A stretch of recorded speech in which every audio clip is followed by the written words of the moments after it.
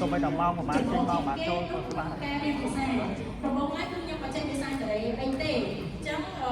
នៅពេលដែលខ្ញុំឃើញ scholarship ហ្នឹងហើយគឺខ្ញុំចាប់ផ្ដើមមកថាបើសិនជាយើងទៅរៀននៅក្រៅប្រទេសអ្វីដែលសំខាន់ជាងគេគឺការប្រស័យតាក់ទងបើសិនជាយើងប្រស័យតាក់ទងមកបានទេគឺវាមានភាពផលិតដល់យើងច្រើនដូច្នេះហើយក៏មកទេទៅគួរនឹងធ្វើធៀបឡើងទៅគាត់មកខ្ញុំយើងចេះភាសាមកសិនអញ្ចឹងខ្ញុំចាប់ដើមរៀនភាសាកូរ៉េហ្នឹងនៅក្នុងមហាវិទ្យាល័យកុងពាក់កណ្ដាលឆ្នាំ2015ដែលខ្ញុំ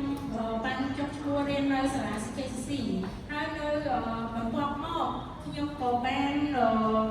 ដាក់ប្រឡងដើម្បីប្រឡងយក topic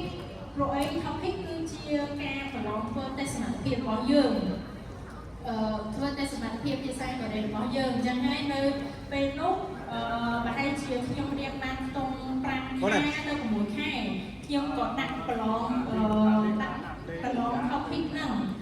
topic ហ្នឹងវាមានពីរប្រភេទវាមាន topic 1 និង topic 2អញ្ចឹង topic 1ពីកម្រិត1ដល់កម្រិត2 topic 2ពីកម្រិត2ដល់កម្រិត3